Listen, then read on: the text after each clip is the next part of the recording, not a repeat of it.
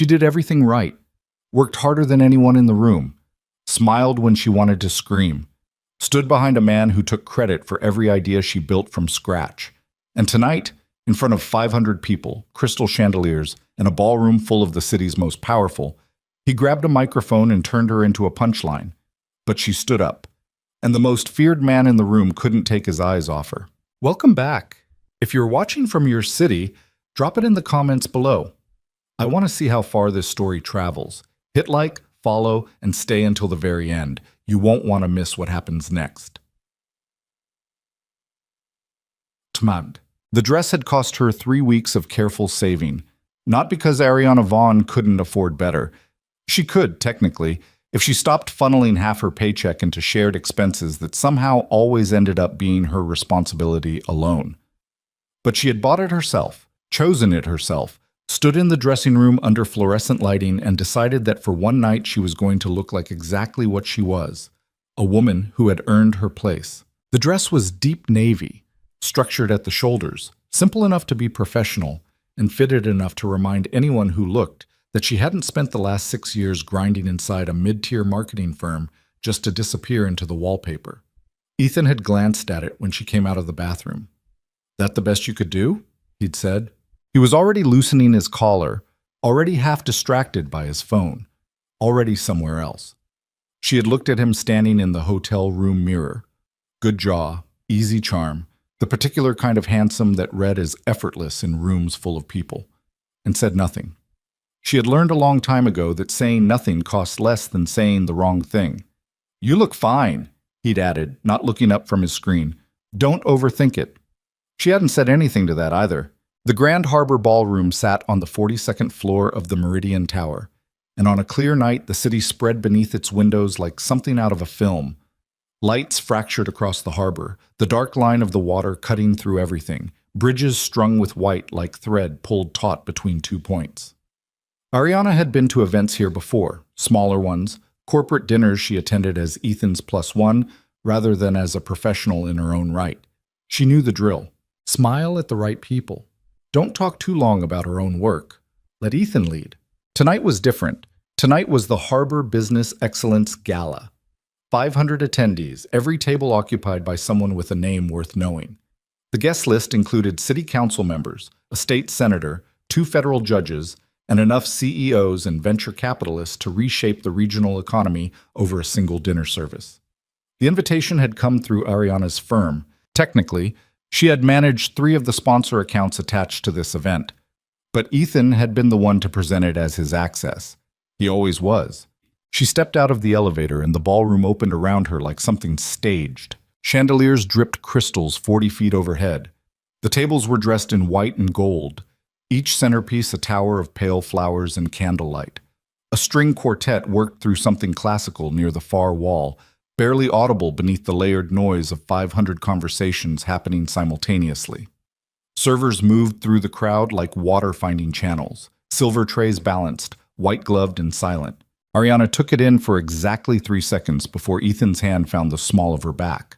Not tender, not protective, the grip of a man marking a position, and steered her toward the cluster of people near the bar. "There's Weston," he said quietly. "Stay close, but let me open." Weston Alcott ran the Regional Development Board and had more pullover zoning and city contracts than the mayor cared to admit publicly. Ethan had been trying to get a proper introduction for 7 months.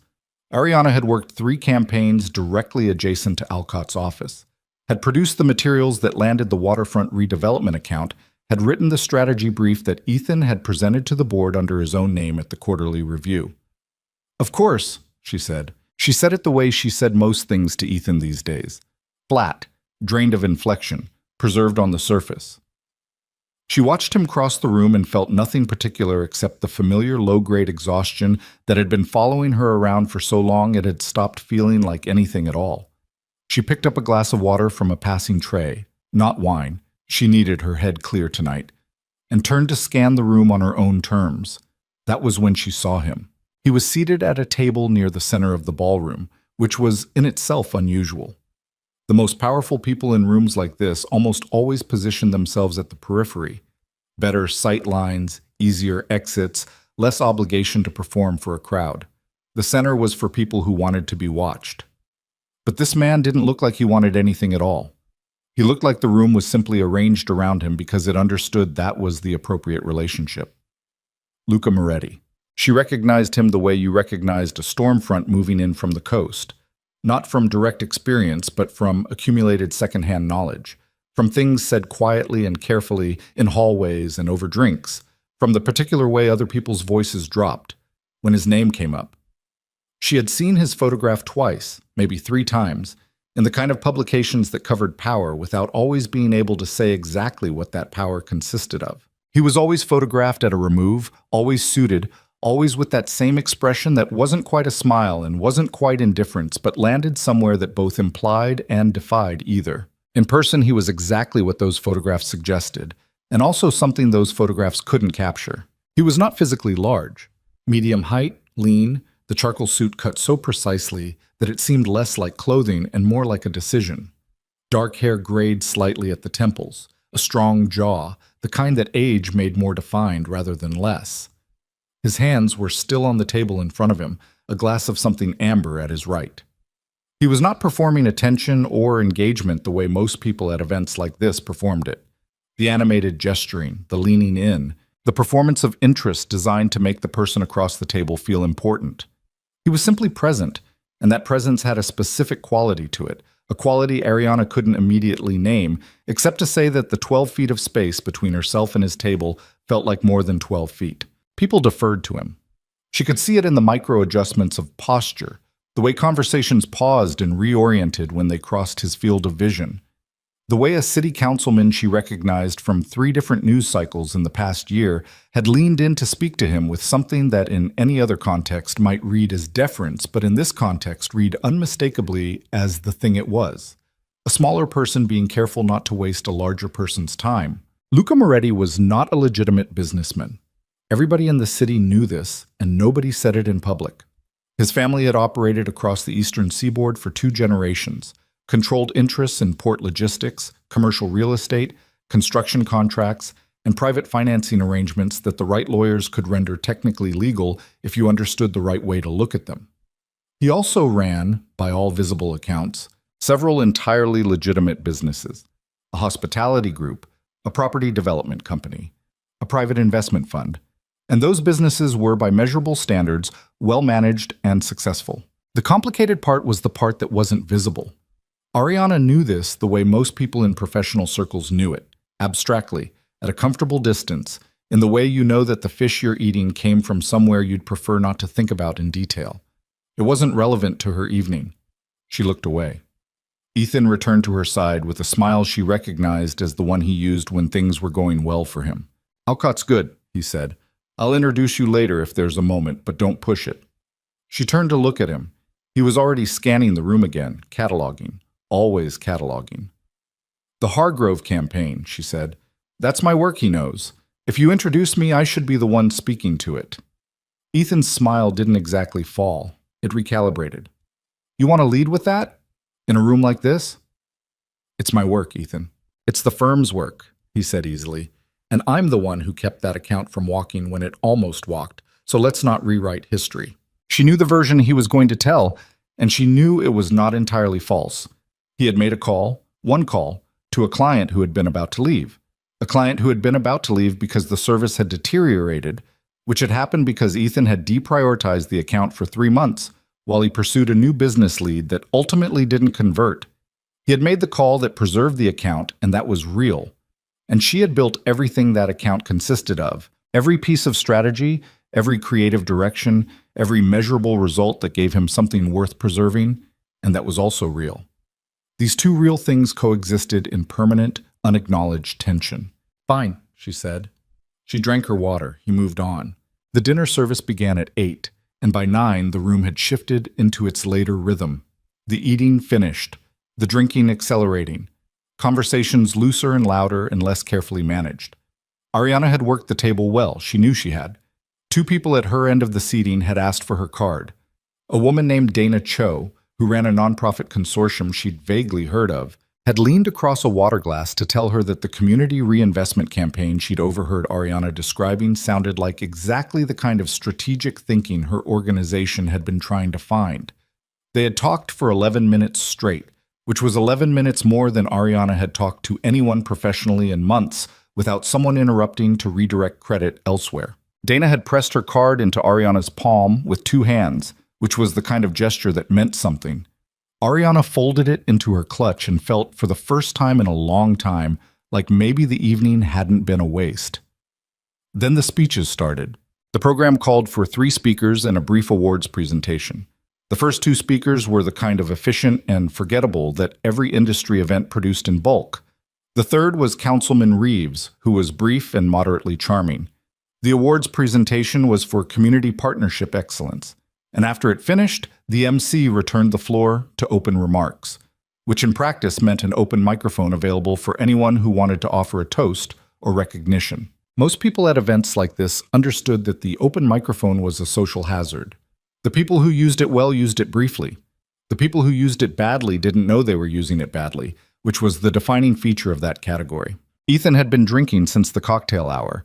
She had tracked it without tracking it, the way she tracked most things about him. Peripherally, automatically, the way you monitor a low-grade weather system because you've learned from experience that low-grade systems sometimes escalate without warning. 4 drinks at minimum, possibly 5. His voice had the particular quality it got when he was drunk and feeling wronged about something. Expansive, performative, looking for an audience. She saw him move toward the microphone before she understood what she was seeing.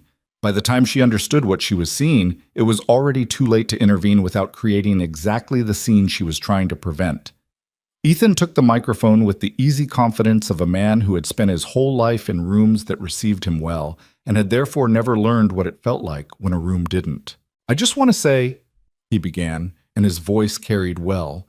The sound system was good. The room had quieted the way rooms do when someone takes a microphone unexpectedly. "I want to say a few words about the marketing industry, specifically about the kind of people who work in it." Ariana's glass was on the table. She didn't pick it up.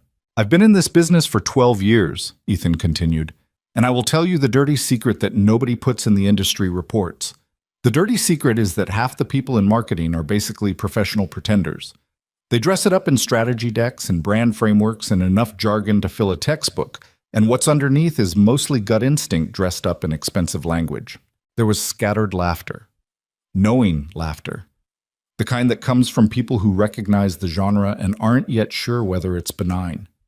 "And I say this with love," Ethan added, "because some of those people are people I know personally, people I've supported, people I've helped advance their careers." He paused for the kind of beat that a man believes is comedic timing. "Like my girlfriend over there." The room turned to look at Ariana. She did not move. Ariana Vaughn, ladies and gentlemen. 6 years in the industry, and she still gets nervous before every pitch meeting. 6 years in, and she still second-guesses every strategy until someone, usually me, tells her it's fine and to just go with it. He chuckled.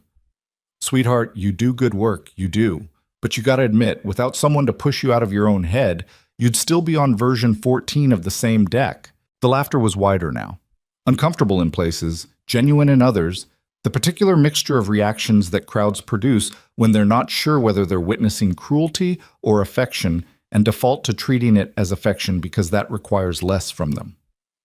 Ariana sat very still. She was aware of the blood in her face, aware of the particular way the room was arranged around her in this moment. 500 people, the chandeliers, the white tablecloths, Dana Cho 3 seats away with an expression that had closed into something careful and watchful.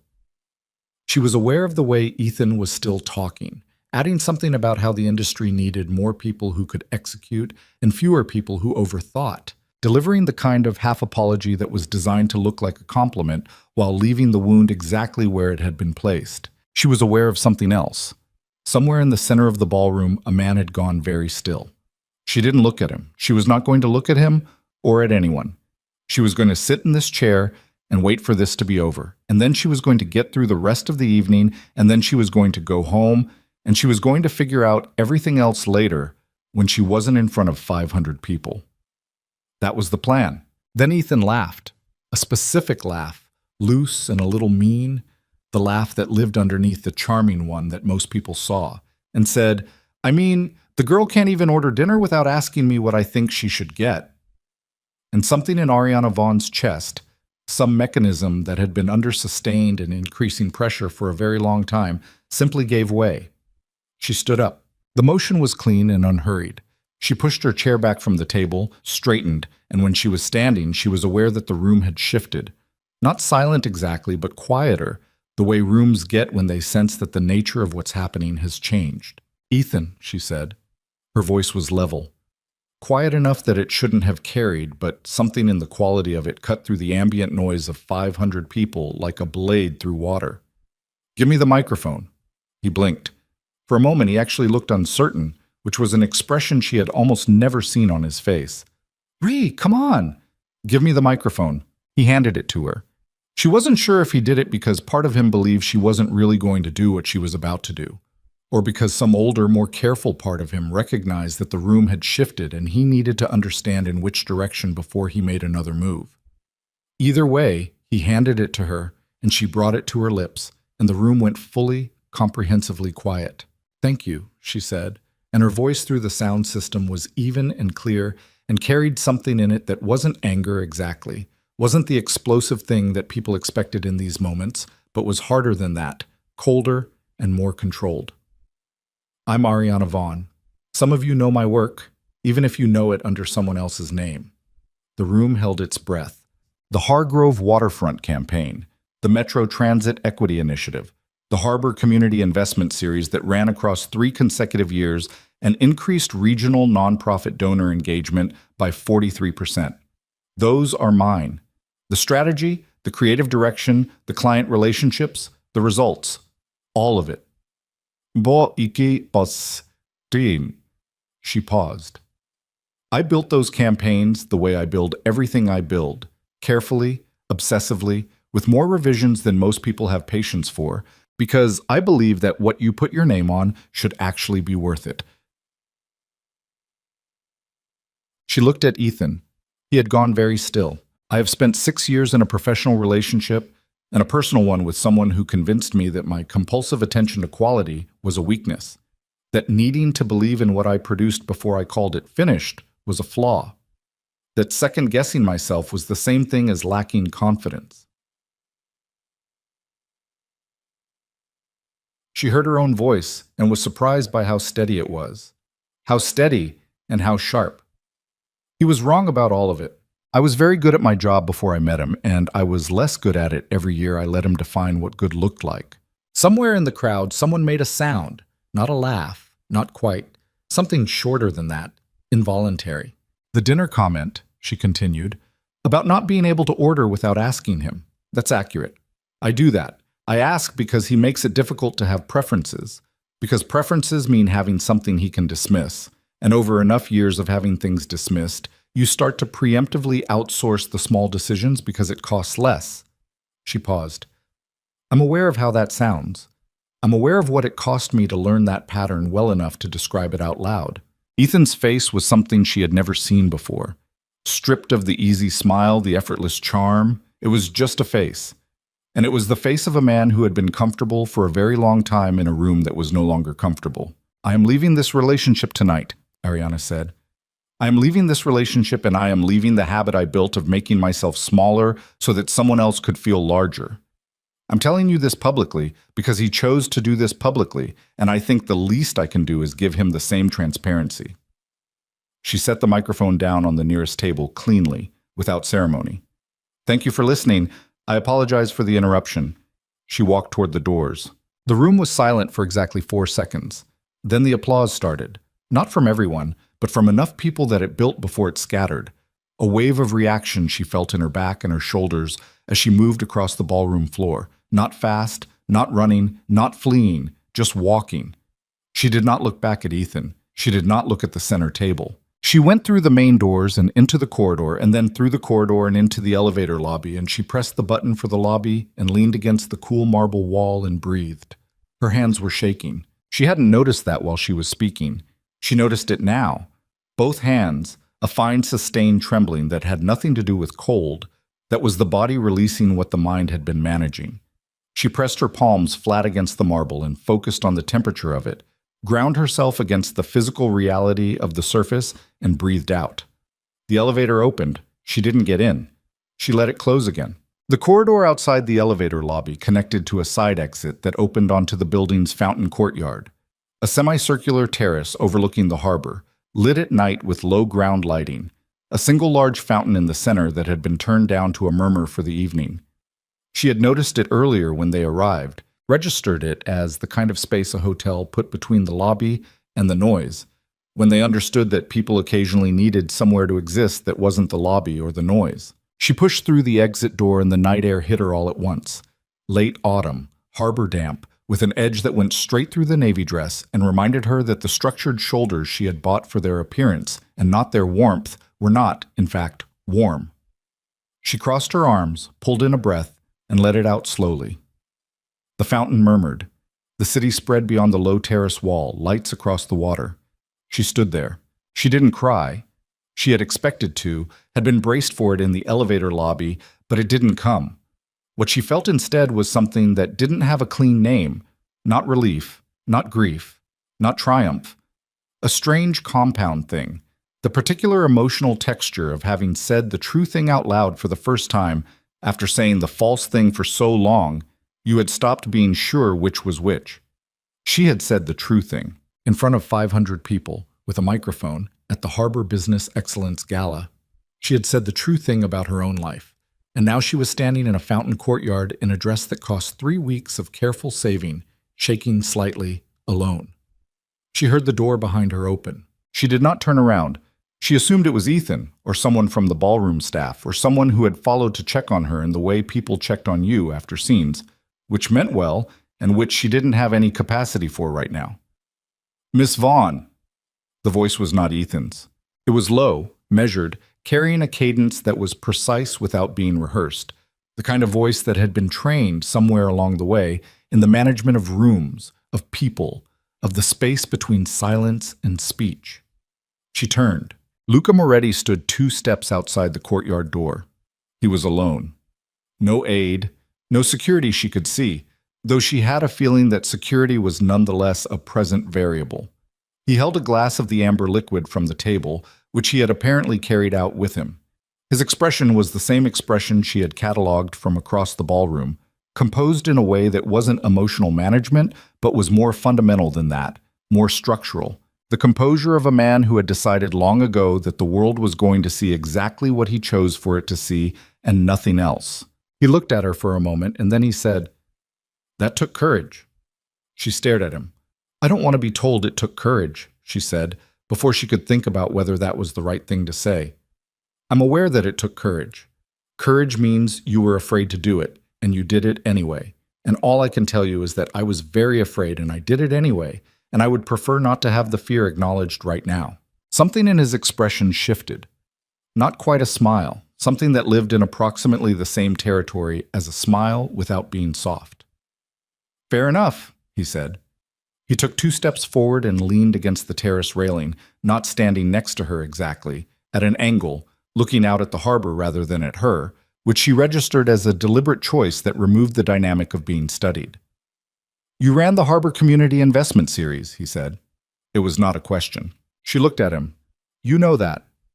3-year campaign, 43% increase in donor engagement." He paused. "The number you gave was accurate, actually, which is unusual in these contexts. People round up." He turned the glass once in his hand. "I've reviewed a substantial amount of your work over the past few years. Not informally." She was quiet for a moment. "What does that mean, not informally?" "It means I have business interests that intersect with several of the sectors your campaigns have targeted, and when work performs well at scale in those sectors, I find out why." He turned slightly toward her, a degree or two, enough to indicate the shift from parallel to addressed. "Your work performs, consistently, across different categories, different client constraints, different budget ranges. That kind of consistency is not common." Ariana looked at him. He was a man she had been aware of from a safe distance for 2 hours. A man whose name had a specific gravity in certain kinds of rooms, and he was standing in a fountain courtyard telling her that he had reviewed her professional work, not informally, and that it performed. She understood that she should have some more complicated reaction to this. She understood that the category of person Luca Moretti represented should produce in her something more guarded than what she was currently feeling. What she was currently feeling was something she hadn't felt in a very long time. Heard. "I built those campaigns," she said. "I know," he said simply. They stood in silence for a moment, not uncomfortable silence, the kind that has its own texture, its own information. "The man with the microphone," Luca said. "How long?" 6 years. He didn't make a sound, but something in the quality of the silence changed. "He'll try to fix it," she said. "In the morning, maybe tonight. He'll tell me I embarrassed him, and then he'll tell me he's sorry. And the order will be important. The accusation first, the apology second, and I'll have spent 12 hours managing my own reaction to the accusation before the apology arrives, so that by the time it arrives, I'm too tired to accurately assess whether it's genuine." "Is that the pattern?" "That's always been the pattern." Luca looked at her steadily. "What are you going to do?" She was quiet for a moment. The fountain murmured. The city sprawled beneath them. "I don't know," she said honestly. "I said the true thing in there, and I meant every word of it, and I still don't entirely know what the next 6 hours look like, let alone the next 6 months." He nodded. Didn't offer a solution. Didn't perform empathy. Just received the information as information. "Have coffee with me," he said. "Not tonight. Next week. I want to talk to you about your work." She looked at him. "That's a strange offer," she said. "I'm aware of that," he said. "It's still a genuine one." The door behind him opened and a hotel staff member appeared, looking between them with the calibrated discretion of someone trained to handle the aftermath of scenes without visibly acknowledging that scenes had occurred. "Miss Vaughn, Mr. Mercer is asking if you'd like your things brought out, or I'll get them myself," she said. "In a few minutes." The staff member withdrew. Ariana looked back at Luca Moretti, this man with his amber glass and his charcoal suit, and the particular gravity of him standing in a fountain courtyard at 11:15 at night, like a man who had all the time in the world and very clear ideas about how it should be spent. "One coffee," she said. He reached into his inner jacket pocket and produced a card. Simple, white, no company name, just a number in clean black type. She took it. He inclined his head, not quite a bow, something more minimal than that, and turned and walked back through the door and let it fall closed behind him. She stood alone at the fountain. The city pulsed below her, indifferent and electric, and in her hand she held a card with no name on it, and in her chest something that had been locked for a very long time had just, without permission, without warning, begun to unlock. She didn't know yet what was on the other side of it. She should go back inside. She should get her things and get a car and let the night end. She should call her sister or her friend Priya, or sleep on a decision before making it, or do any of the 12 reasonable things that presented themselves to a woman standing alone at a fountain at 11:15 at night, having blown up her relationship and her professional reputation in a single 4-minute speech. She folded the card into her clutch beside Dana Cho's. She looked at the city. She thought about 6 years, about version 14 of the same deck, about the particular quality of a silence between two people when one of them has decided not to waste their breath on a response they already know won't be heard. About the 43% number, the real number, the one she had never been in a room to hear acknowledged until tonight. She thought about the way Luca Moretti had said, "I know." Simple. Without performance. The two least complicated words in the language, carrying, in that moment, more weight than 6 years of qualified praise and second-hand credit. She breathed out. She went back inside. The ballroom was rearranged by the time she returned. People redistributed, conversations reconstituted, the event continuing on with the particular resilience of expensive social gatherings that do not permit genuine disruption. She located her wrap in her clutch and said a quiet goodnight to Dana Cho, who pressed her hand and said nothing except "see you soon," which was exactly the right thing to say. She found Ethan near the bar. He was on his phone, but when he saw her, he put it away, and the expression on his face was the one she had predicted, calibrated, contained, performing a version of concern that was doing multiple jobs simultaneously. "We should go," she said. "Ariana, we should go," she said again. "Not here." He opened his mouth and then closed it, which was unusual, And she realized that the room was doing what rooms do after events: observing, cataloging, assessing the aftermath. And even Ethan, even now, understood that there was no advantage to whatever he had been about to say in public. They took a car back. He was quiet for 6 blocks, which was longer than she had expected. Then he said, "You humiliated me." She looked out the window. "Yes," she said, "in front of everyone in that room. Yes." "Do you understand what that does to my reputation? Those are my—" "They know my work," she said, still looking out the window. "A lot of them knew it before tonight, and they just didn't know whose it was." Silence. "I've supported you," he said, and his voice had dropped into a register she knew, the register of genuine grievance, the one that lived underneath the charm and occasionally surfaced when the performance required too much maintenance. "I've supported you every step of the way, and you—" "Ethan," she turned to look at him. "Not tonight." He held the eye contact for a moment, then he looked away. She turned back to the window. The city moved past her in lights. In her clutch was a plain white card with no name on it. In her chest was the strange, unlocked thing, and she didn't know if it was relief or grief or something that didn't have a name yet, but she felt it, and that itself was different from how she'd felt for a very long time. Tomorrow would be complicated. The day after would be complicated. But tonight she had said the true thing, and a man whose name moved rooms had looked at her in a fountain courtyard and said, "I know." And something in the deep architecture of Ariana Vaughn's sense of herself had shifted, quietly and permanently, in a direction she couldn't yet see the end of. She was still shaking, very slightly, when the car pulled up to the building. She got out without waiting for Ethan to open the door. She had stopped waiting for that a long time ago. The apartment was on the 14th floor of a building that had seemed like a good idea 3 years ago when they signed the lease together, back when the idea of together still carried enough forward momentum to make shared decisions feel like progress rather than entrapment. It was a good apartment. That was the frustrating part. High ceilings, the original hardwood from whenever the building had last been renovated. Windows that ran floor to ceiling on the east wall and caught the morning light in a way that had made Ariana's chest do something the first time she stood in it. She had put her hands on those windows and looked out at the city and thought, yes, this is the kind of place a person builds a real life in. She understood now that the apartment had always been more hers than his, in the way things become yours when you're the one who maintains them, and that ownership had never once been acknowledged. Ethan came in behind her and went straight to the kitchen.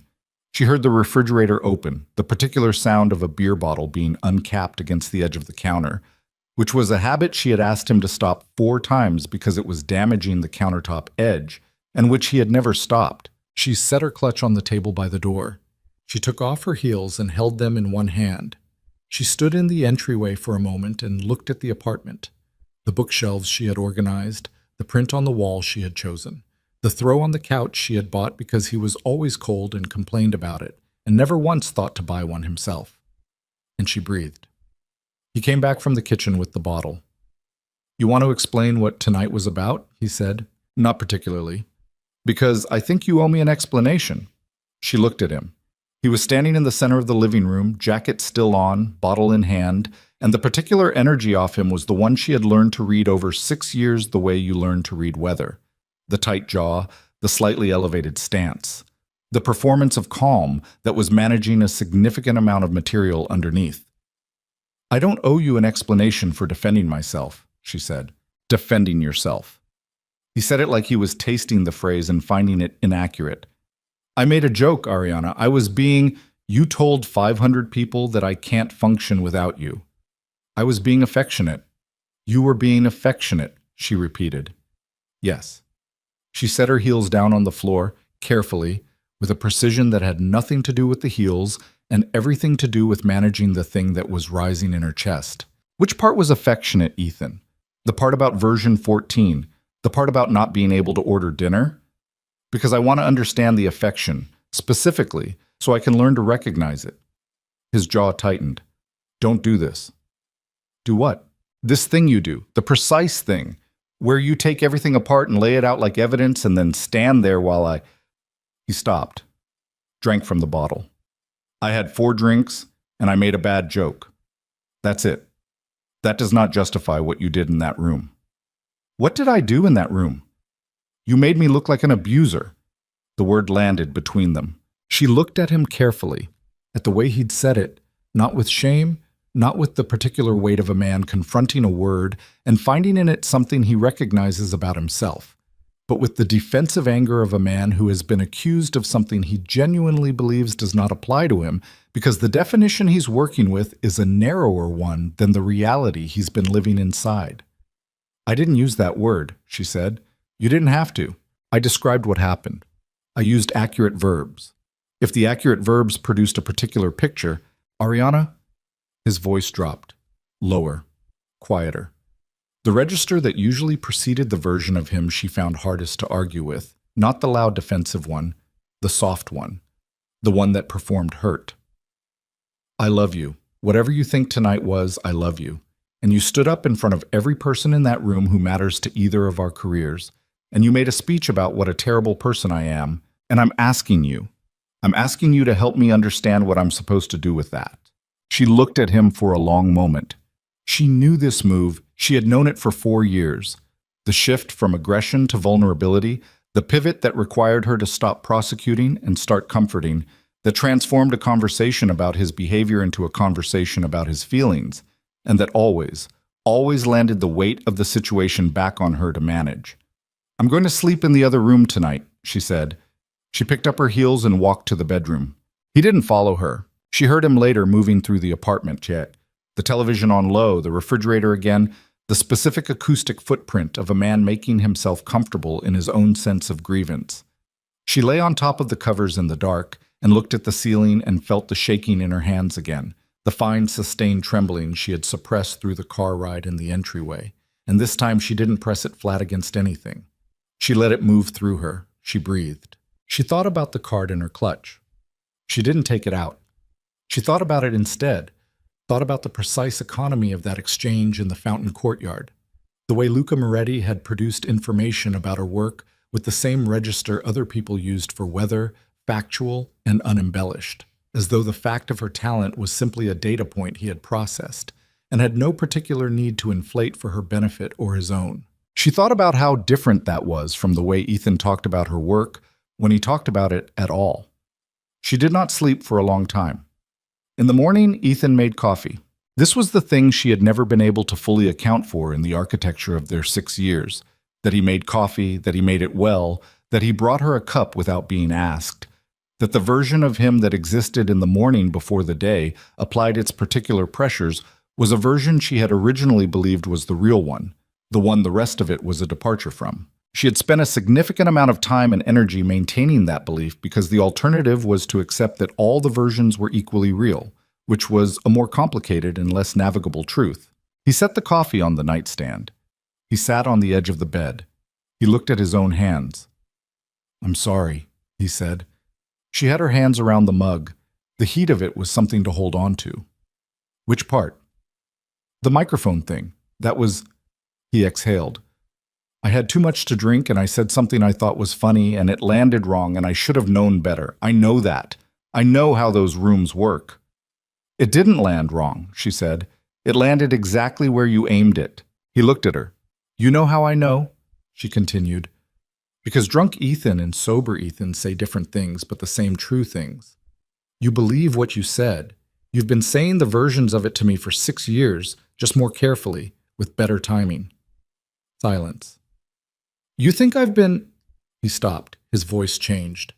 Something moved across his face, complex and quick, gone before she could classify it. "You genuinely think I've been deliberately doing this to you?" "I think you learned a pattern that works for you," she said. "I think it's worked so long and so well you don't think of it as a pattern anymore. I think you believe you've been supportive. I think you've constructed a version of our relationship in which you are the thing that made me possible. And I think last night you just said that version out loud in front of an audience and were surprised I disagreed." He stood up. "I'm not doing this," he said. "I came in here to apologize and you said the apology. I heard it. But you're not accepting it." She looked up at him. "I'm not accepting it," she agreed. He left. The bedroom door didn't quite slam. He stopped it. She could hear him stop it. The particular sound of a hand catching a door before it fully closes. Because even now, even in this, the management of perception didn't fully switch off. She heard him in the kitchen, the sound of the coffee mug going into the sink with slightly too much force. She drank her coffee. She looked at the morning light on the floor. She thought about what she was going to do next. She called her friend Priya at 7:45, and Priya answered on the second ring because Priya was the kind of person who answered on the second ring always, which was one of the things Ariana valued most about her. "I saw it," Priya said before Ariana had gotten through a sentence. "Already." "Someone posted a clip. It's been shared." A pause. "Ariana, it's been shared a lot." She sat with that for a moment. "How much is a lot?" "Enough that you should probably think about what you want to say publicly, or whether you want to say anything." "I wasn't thinking about the public part." "I know you weren't, but it's there now." Another pause, warmer. "You okay?" "I don't know yet." "Do you need to come here?" "Not yet. Maybe later." She ended the call and sat on the edge of the bed and opened her phone and searched her own name. The clip was 47 seconds.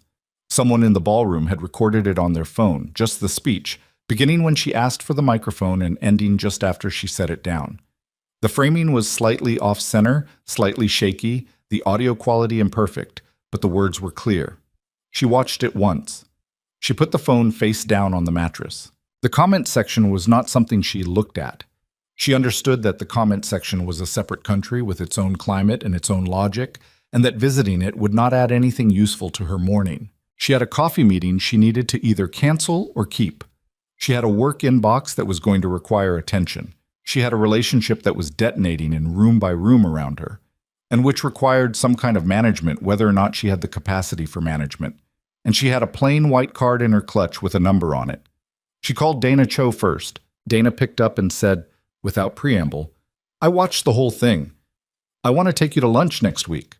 Not for pity, because I meant what I said about the strategy conversation, and I meant it more after that speech than I did before it." Ariana closed her eyes. "Thursday?" "Thursday works." She spent the next 3 days navigating the specific geography of a relationship ending in a shared space. Ethan cycled through the expected terrain, the second apology, more elaborate than the first, with more granular acknowledgement of specific wrongs that was nonetheless somehow still positioned as an argument for why the apology should be accepted and things restored. Then the retraction, when the acceptance didn't come. The version where the apology was conditionally withdrawn pending her acknowledgement of what she had done to him.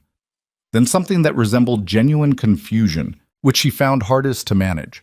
The version of him that seemed actually unable to understand how 6 years of small erosions had accumulated into the things she had described from the microphone. She did not fight with him. She found she didn't have the energy for it, not because she was defeated, but because the fuel for the fight had been consumed by the speech itself, burned off in that 4-minute expenditure of everything she'd been holding. And what was left on the other side of it was not anger, but a strange, clear-eyed tiredness that felt more like resolution than grief. On the 4th day, he left for 3 nights at his colleague Marcus's apartment, which he announced as a choice he was making to give her space, which was also, she understood, a test to see if the space would produce in her the anxiety that had reliably produced accommodation in the past. It did not. She cleaned the apartment. She reorganized the bookshelf according to her own system, which was different from the system she'd used when she was trying to account for his preferences. She made dinner for herself at 9 o'clock at night, and ate it standing at the kitchen window, looking out at the city, and it was the best meal she'd had in months simply because of the quality of the silence it was eaten in. On the 3rd evening alone, she called the number on the plain white card. He answered on the 2nd ring. "Vaughn," she said. "I know." His voice had the same quality it had in the courtyard, level, unhurried, taking up exactly the space it needed, and no more. "Thursday morning, 8 o'clock. There's a place on Mercer called Elan, small, quiet. Tell them my name at the door." "That's very specific for a plan we hadn't confirmed." "I had a feeling," he said. A pause. Not uncomfortable. "Thursday," she said. "Thursday," he agreed. Ellen was on a quiet block between a bookstore and an architecture firm, the kind of establishment that existed at the intersection of low profile and expensive, with no menu in the window and a handful of tables visible through the glass, each with enough space between them that a conversation could happen privately. She arrived at 8:02 and gave his name at the door, and was taken to a corner table where Luca Moretti was already seated, jacket on, a small espresso in front of him, a second cup waiting. She sat. He looked at her across the table, and she noticed for the first time, in daylight, in a small room, that his eyes were a very dark brown, almost black, and carried something in them that she had been trying to name since the courtyard, a quality of attention, precise and unhurried, the look of a man who had learned that the most important information in any room arrived in the details other people dismissed. "How's the fallout?" he said. "Manageable," she said. "The clip circulated. I've gotten calls from people I haven't spoken to in 2 years. I'm still figuring out which of those are genuine. Most aren't. I know. The ones that are will make themselves clear over time." She wrapped her hands around the coffee cup. "Is that experience or philosophy?" "Experience," he said, "consistently." They talked for 2 hours. She had expected the conversation to have a different quality, more formal, more careful, weighted with the particular dynamic of what he was and what that meant, the specific social calculus of a woman having coffee with a man whose name had that specific kind of gravity. What she found instead was a conversation that moved the way good conversations moved, following its own logic, doubling back, opening into unexpected territory, and then settling into something specific and useful. He knew her work in detail. Not surface-level familiar, granular, specific, the kind of familiarity that came from having actually studied something rather than having been briefed on it. He asked questions about the Harbor series that got at structural choices she had made deliberately, and which had never, in any professional context she could recall, been noticed by anyone else. He understood the difference between campaigns that generated visibility and campaigns that generated measurable behavioral change. And he understood that she had always been working toward the second category, even when the brief called for the first. "Why marketing?" he said at some point in the second hour. "Not as a condescension. I'm asking specifically." She considered it. Because the gap between what something is and how it's understood is where everything either happens or doesn't. I've always been interested in that gap. The gap between reality and perception. Yes. "That's a useful thing to be interested in," he said, "in most professions." She looked at him. "Including yours?" He looked back at her, and the almost smile was there again, brief, residing in the corners of his expression rather than the center of it. "Including mine," he said. He refilled her coffee from the carafe the server had left, a small gesture, unhurried, and then set the carafe back without making the gesture into anything more than it was. "I want to talk to you about something professional," he said. "Okay. I have a portfolio of interest," he said. "Some of them are structured in ways that allow for, and in some cases require, significant public-facing work. Community engagement, social impact. The kind of strategic communication work that requires someone who understands both the actual substance and the perception architecture." He paused. "I've been trying to fill that function for 2 years. I have not found anyone who could do both." She was quiet. "You could do both," he said. It was not flattery. It was the same register as the 43% number, a data point delivered without inflation. "What would that look like?" she said carefully. "A dedicated division, your structure, your team, enough resources that you're not compromising the work to meet a budget. And the output serves your interests." "My legitimate interests," he said. "Yes?" She held his gaze. "I need to understand where the line is." He nodded, not defensively, not performing offense at the implication, just nodding, which meant he had expected the question and found it appropriate. "You would have access to our operational council," he said. "Full transparency on the structure of what you'd be working within. Any engagement you're not comfortable with, you decline. In writing, if that's cleaner for you." "You'd give me that in writing. I'd put anything in writing that made you confident enough to do the work well," he said. "Confidence and function are not separate things." She looked at him for a long moment. She thought about the bookshelf she had reorganized, the dinner eaten standing at the kitchen window, the specific quality of a silence that belonged to her. "I'm not going to decide today," she said. "I'm not asking you to," he said. She nodded. She finished her coffee. She looked out the window at the quiet block with the bookstore and the architecture firm and the morning moving past on the street outside. "I'll need to think about a lot of things," she said. "Yes," he agreed. She stood to go, and he stood as she did. A small courtesy, old-fashioned, precise. And she gathered her coat and her bag and looked at him one more time across the small table with the daylight coming in. "Same number?" she said. "Same number," he said. She walked out into the morning. She got half a block before her phone rang. The name on the screen was Ethan's. She looked at it for 3 full seconds. The city moving around her, the morning traffic, someone somewhere nearby with a coffee. And she watched her own thumb hover over the screen and understood, with the particular clarity of someone standing at a threshold, that whichever direction she moved from this spot was a direction she would not be moving back from. She hit decline. She kept walking. But that night, when she came back to the apartment, Ethan was there. Not his normal there, not settled in there, but the particular there of a man who had been waiting, who had something prepared, who had arranged himself and his words and his expression in advance. He was on the couch. He had the television off. He had not opened a beer. "I got an email," he said. She set her bag down. "From Hargrove's office," he said. "From the account director." He held up his phone, and across the room she could see the screen, could see the name in the subject line, and her stomach contracted because she knew what that email was before she read a word of it. "They want to restructure the account management. Apparently they had a conversation this week. Dana Cho's consortium reached out about a joint campaign." He paused. "And they specifically asked that you be the lead contact going forward." The apartment was very quiet. "Not the firm," he said. "You, by name." She looked at him. "They copied me because I'm currently listed as account lead," he said. "And they wanted to be transparent that they're recommending the change to your firm's management.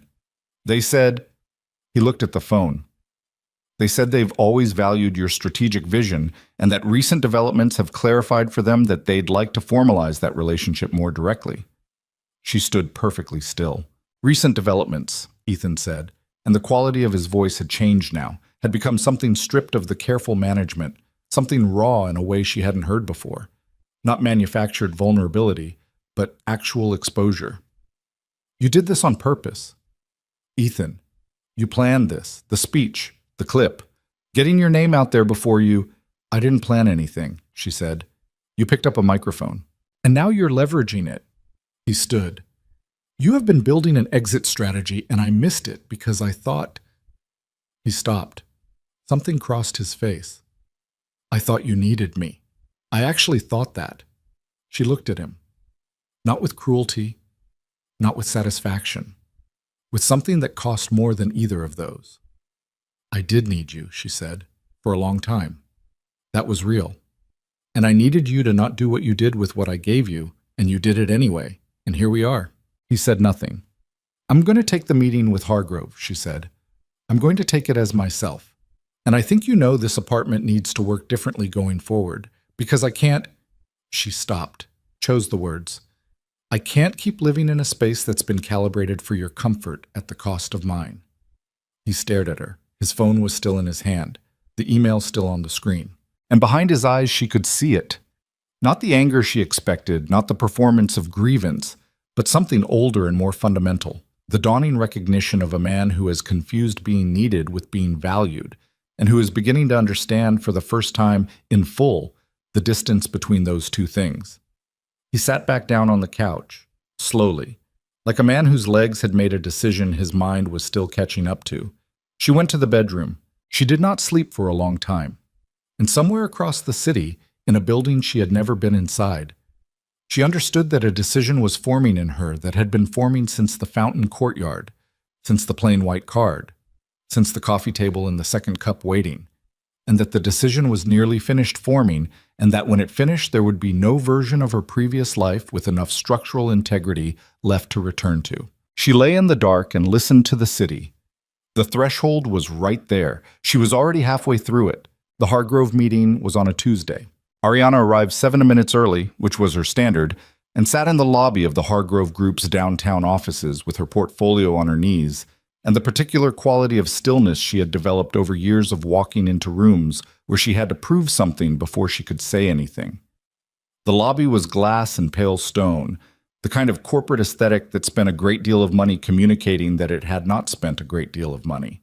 A young assistant brought her water she didn't ask for and smiled with the professional warmth of someone who had been told to be warm. She had prepared thoroughly. Not the over-preparation she used to do in the Ethan years, the version 14, the compulsive revision that was less about quality and more about preemptively managing his potential criticism. This was different, cleaner, the preparation of someone who knew the material and was organizing it rather than defending it. She had a strategy framework. She had 3 years of performance data. She had Dana Cho's endorsement in an email she could produce if needed, though she didn't think she would need it. Marcus Webb, the Hargrove account director, met her himself rather than sending someone, which was a signal she noted without making too much of it.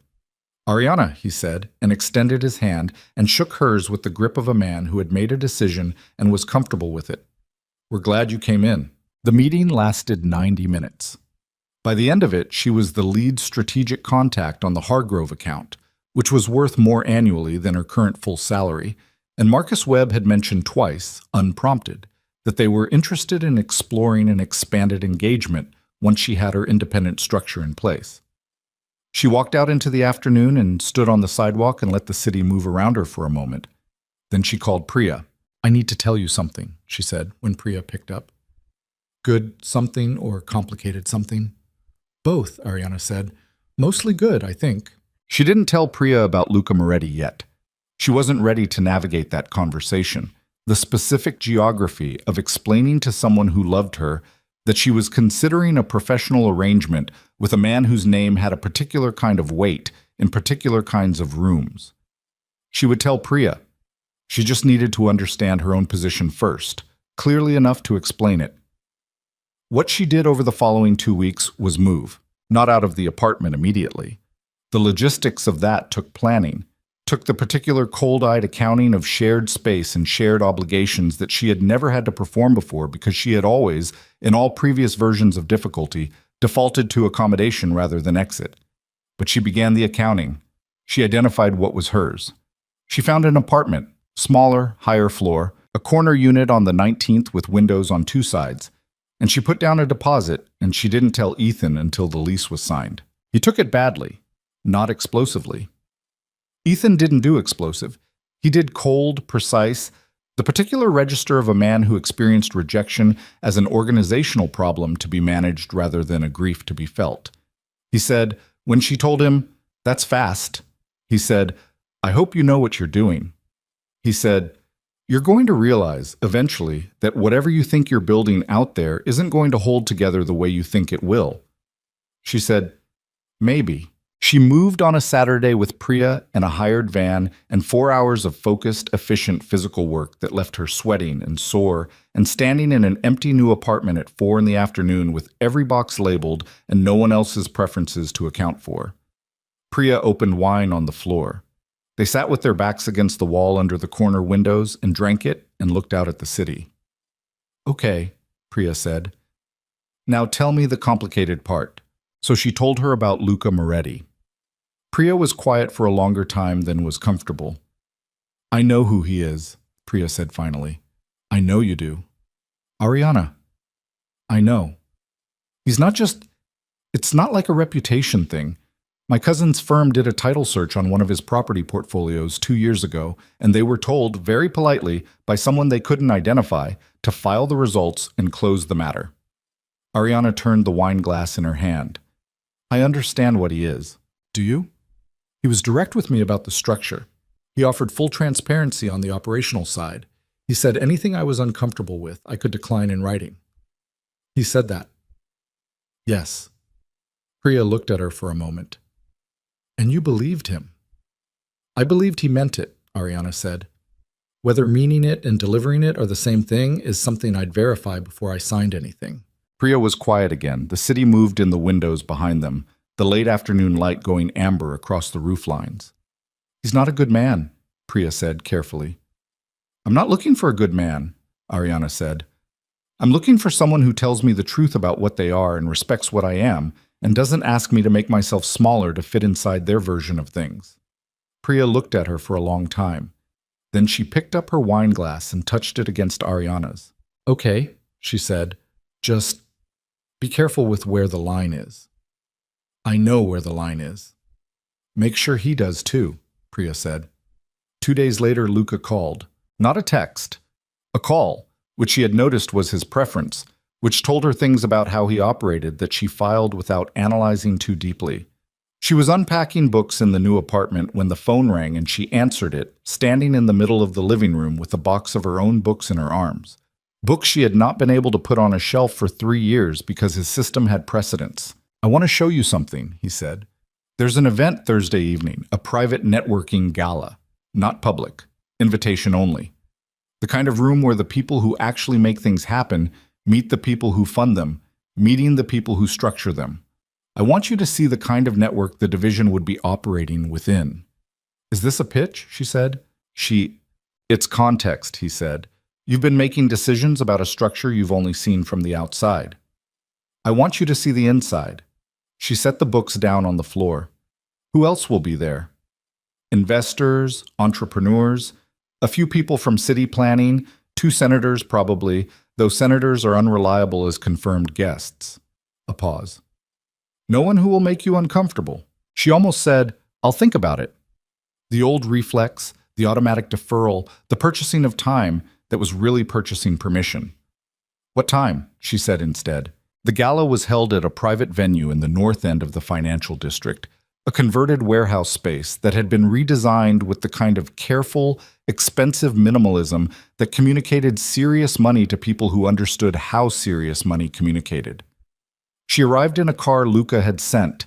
She had told him she didn't need him to send one, and he had sent one anyway, not because he wasn't listening, but because his assessment of the situation's logistics had simply overridden the social courtesy of agreement. She had decided not to argue about the car. The room was exactly what he had described, 150 people, maybe, distributed across a space that felt intimate at that number, with the particular energy of a gathering where most people present understood that their proximity to each other was not accidental. She recognized several faces, a city council member, the CFO of a regional bank she'd done peripheral work for, a woman she'd seen on the cover of a business journal. Luca met her at the entrance, not waited at the entrance, met her, which meant he had been watching for her arrival. You look, he started. Don't, she said, because she had learned that she didn't want to hear what she looked like from him. Not yet. Not until she understood the shape of whatever this was well enough to know what that kind of observation would mean inside it. He stopped, accepted it, nodded. Come meet some people, he said. The next 2 hours were the most professionally nourishing she had spent in years. The people Luca introduced her to talked to her with the assumption of competence that she had spent 6 years trying to earn in rooms where it was perpetually withheld. She talked about strategy with a woman who ran a social enterprise accelerator and felt the specific pleasure of a conversation that moved fast because both people in it were operating at the same level. She talked about measurable community impact with a man who ran a foundation's investment arm and had him asking for her framework before she had finished explaining it. She realized, somewhere in the middle of the second hour, good at this. Not adequate. Not competent with support. Good. Genuinely, in a way that required no apology and no inflation and no careful positioning. She was standing at the edge of the room with a glass of water, still not wine at events, still that particular caution, when she became aware of someone beside her.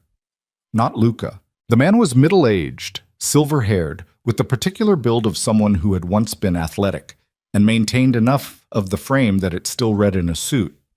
He had a drink. He was looking at the room rather than at her, which was the same angled approach Luca used in the courtyard, and she noticed that. Ariana Vaughn, he said. She looked at him. You don't know me, he said. My name is Gerald Foss. I'm an attorney. She waited. I represent a number of interests, he said carefully, some of which overlap with Luca Moretti's operational structure. He paused. I'm going to tell you something that you're going to want to hear, and I want to be clear before I tell you that I'm telling you because my interests and Mr. Moretti's interests have recently diverged in a way that makes your situation relevant to me. The room noise continued around them. Someone laughed 30 feet away.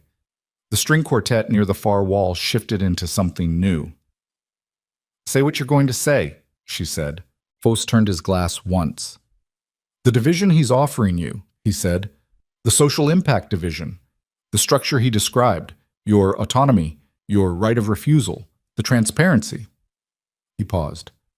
There is no transparency. The division is designed to function as a compliance buffer. Your name, your reputation, your demonstrably clean professional history would be the public face on a set of financial instruments that are— he chose the word with the precision of a man who had spent a career choosing words. Neat, oui, not clean. She was very still. He's been building this for 18 months, Voss continued.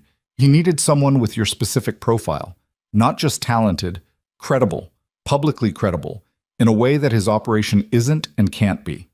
The Harbor series work, the nonprofit relationships, the clip from the Gala that circulated— he identified you before the Gala, Ariana. The approach in the courtyard was not— Stop, she said. Her voice came out quieter than she expected, flatter.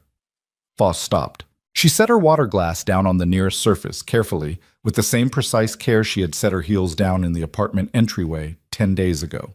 The careful physical management of a moment when careful physical management was the only thing she could fully control. How do I know you're telling me the truth? She said. It was not inflected as a question. You don't, Voss said. Yet. I have documentation. Not with me. I'm not going to hand you a folder at a cocktail party. But it exists, and I can get it to you through a channel that will let you verify its integrity independently. He looked at her directly for the first time. I'm sorry to do this here. I tried to find another way to reach you and couldn't because his people are— he paused. Attentive. She looked back at him. The room continued to move around her. The 150 people, the minimalist warehouse space, the careful money communicating itself in all directions. Across the room, she could see Luca in conversation with two men she didn't recognize. His posture the same as always, composed, present, the precisely calibrated gravity of a man who knew exactly what he was. She thought about the courtyard, the card with no name on it, the coffee table, the second cup already waiting.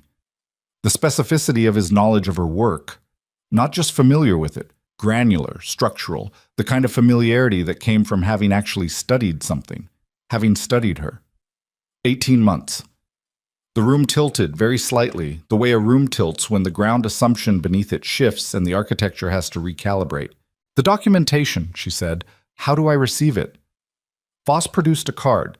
Plain, no company name, just a number. She looked at it for a moment with a specific, awful recognition. Then she took it.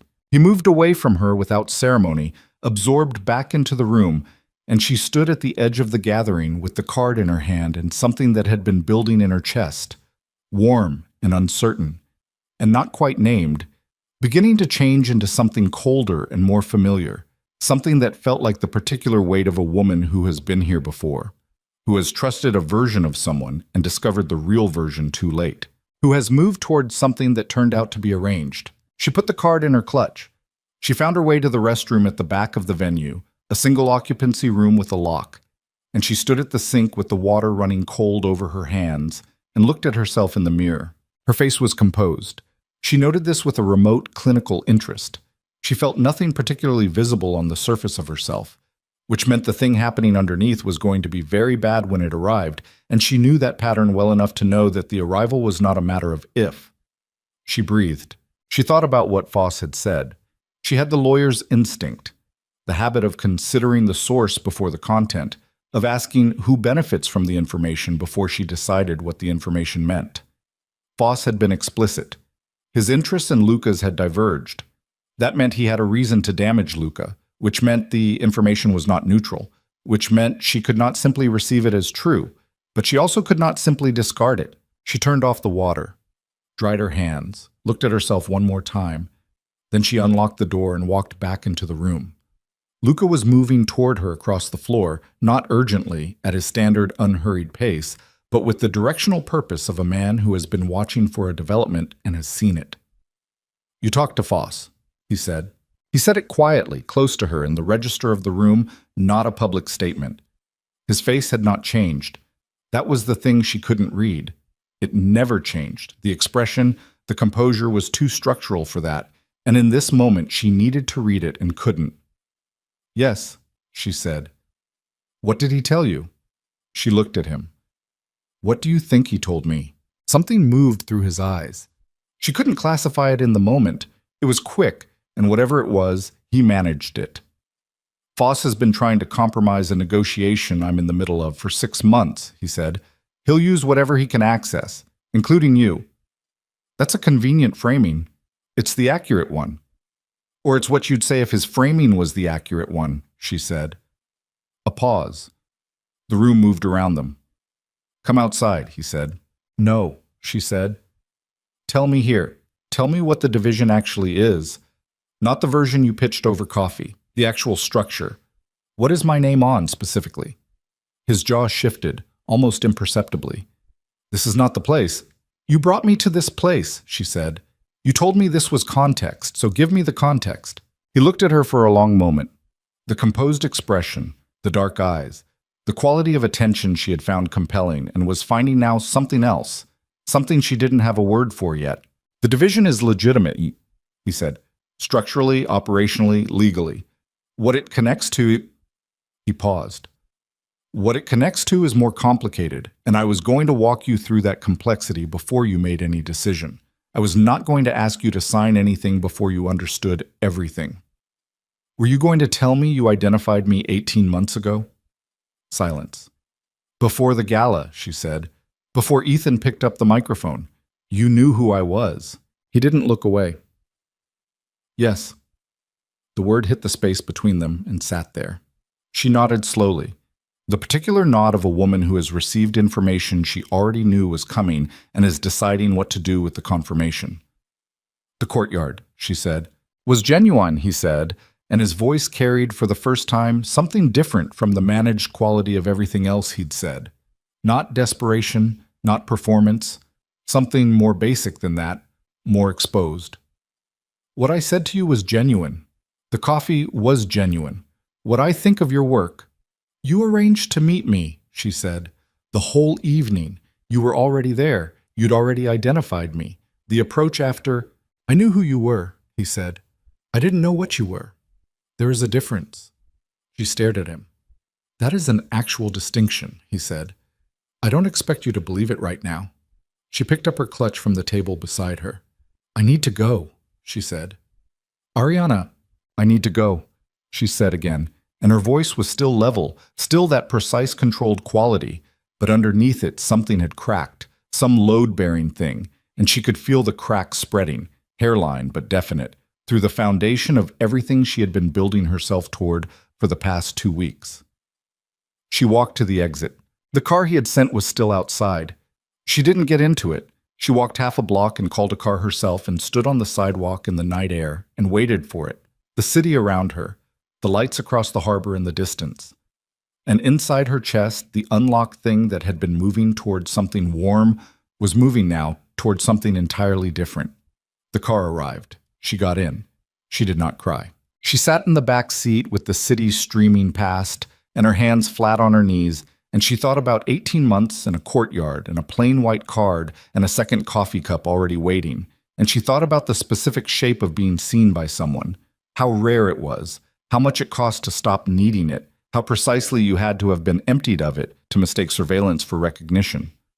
She got home. She unlocked the new apartment and walked into the space that was hers, finally hers.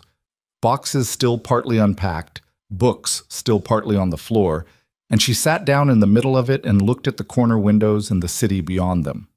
Then her phone buzzed. Not a call. A message from a number she didn't recognize. She opened it. It was a document. A single page, photographed. A corporate filing, the kind of dense legal language that took a trained eye to parse. And she did not have a fully trained eye, but she had enough of one to find, on the third line under the subsidiary structure listing, her own name. Her name. Already in the document, filed 6 weeks ago. She stared at the screen. Her name was already in the structure, not as a prospective addition. As an existing officer of record on a subsidiary entity she had never heard of, never agreed to, never signed anything for. Someone had put her name in a legal document without her knowledge and filed it.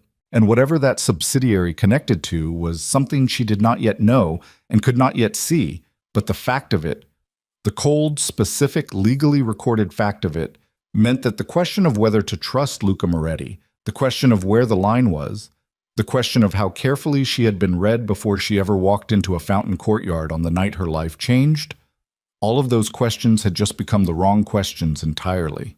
The right question was simpler and much worse. The right question was what had already been done in her name, and whether she could undo it, and what it was going to cost her if she couldn't, and she was sitting alone in an apartment with half-unpacked boxes and her name on a document she had never seen in a structure she didn't understand connected to a man she didn't sleep. She sat on the floor of the half-unpacked apartment with her back against the wall, and her phone in her hand and the document on the screen, and she read it 17 times.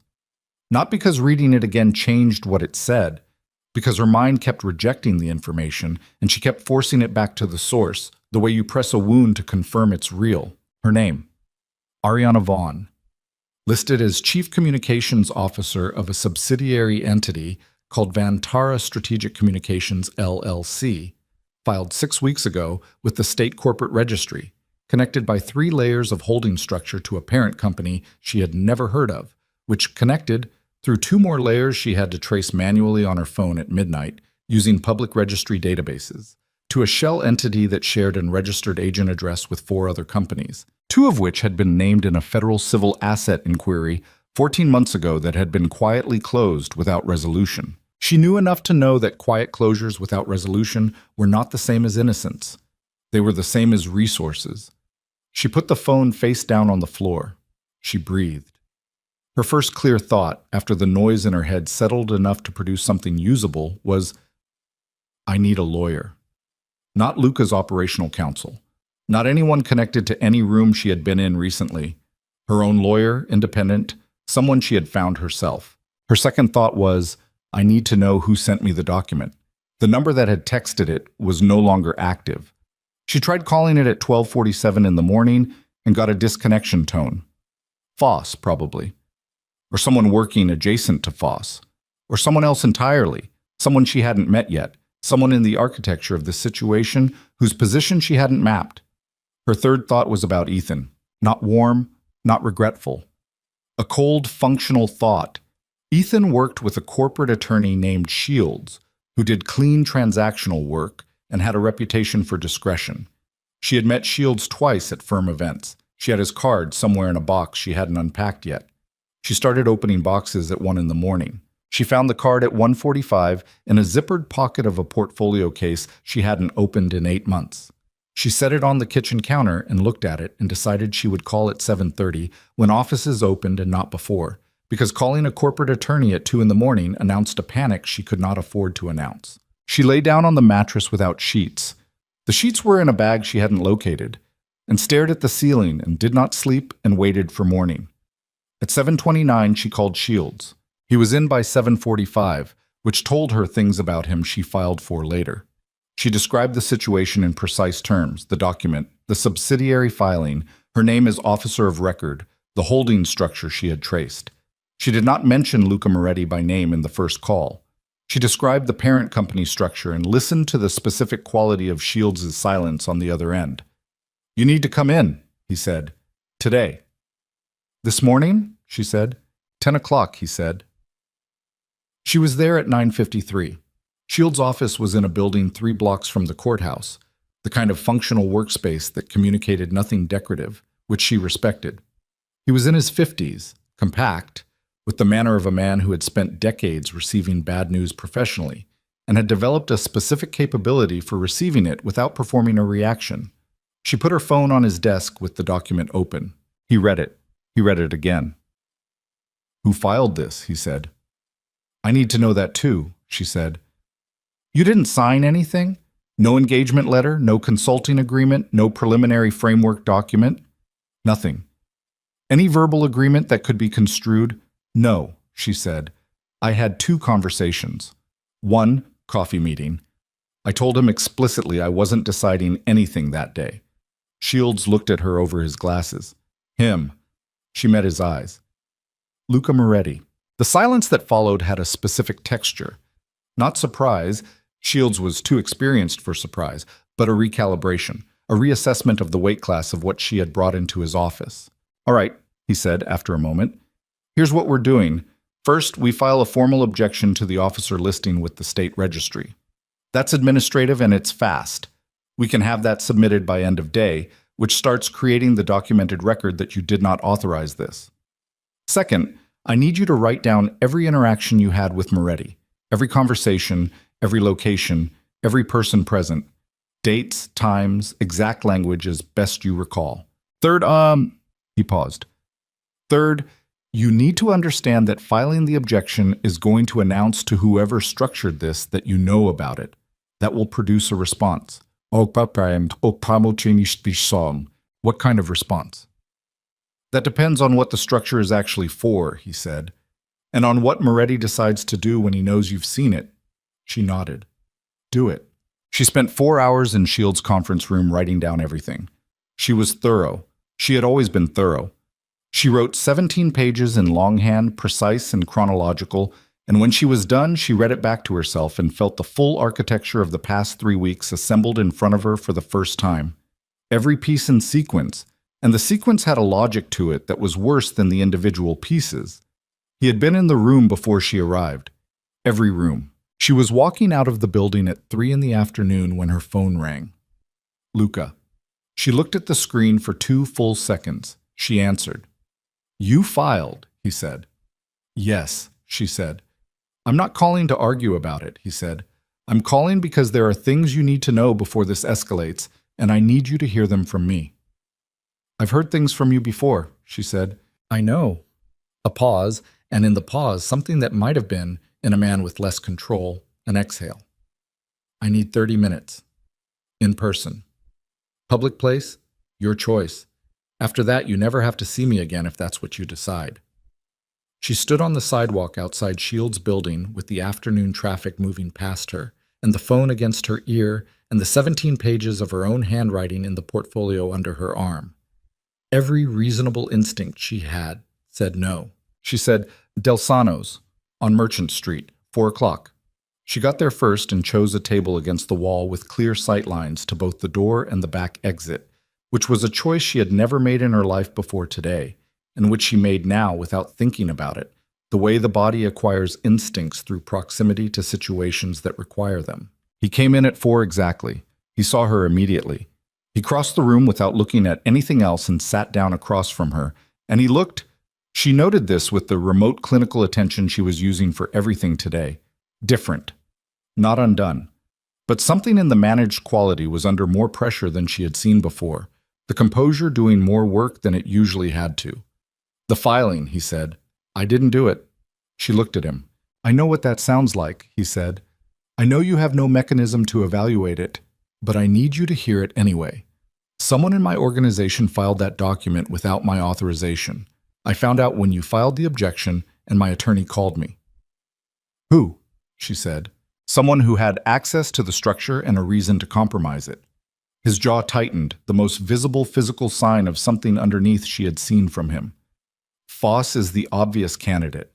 But Foss works through intermediaries and the direct access required to file this. He stopped. I'm going to find out. I will find out. But right now, that's not the part that matters. It matters to me, she said.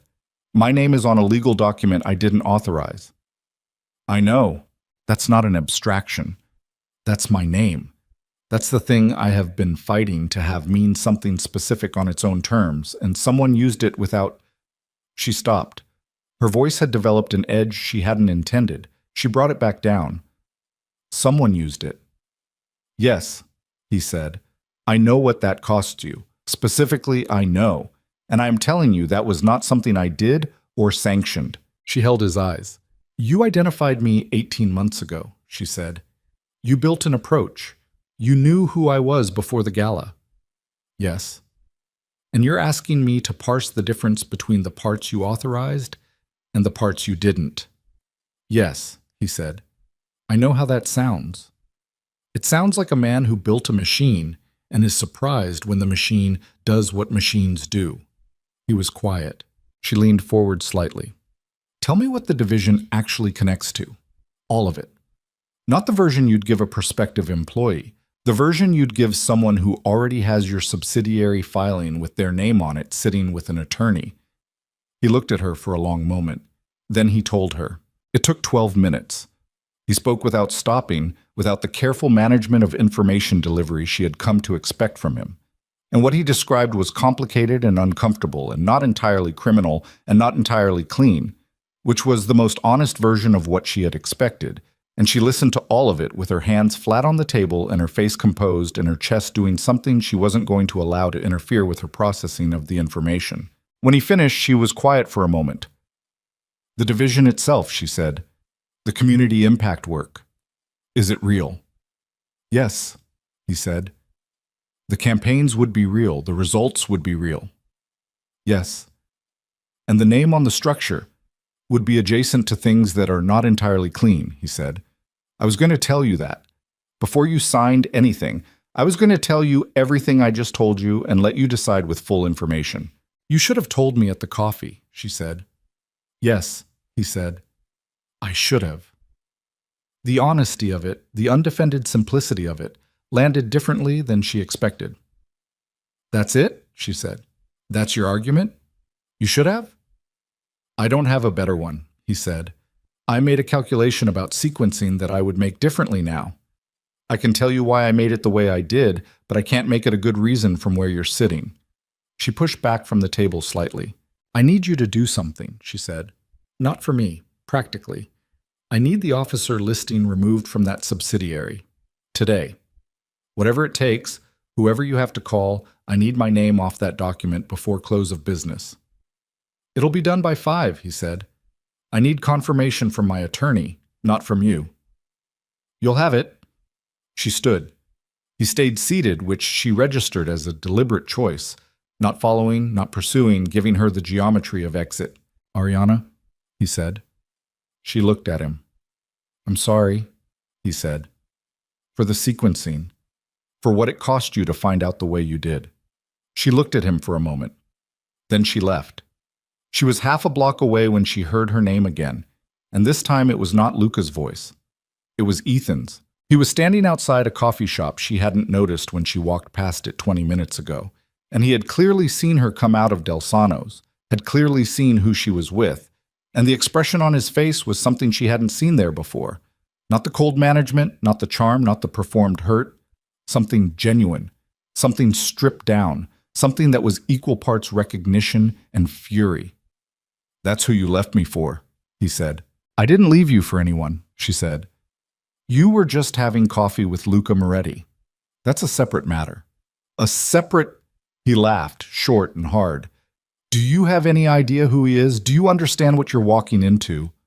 "Ethan, he is going to eat you alive," he said, and his voice cracked slightly on the last word, not with anger, but with something that was, she understood, genuine fear, which surprised her enough that she stopped walking.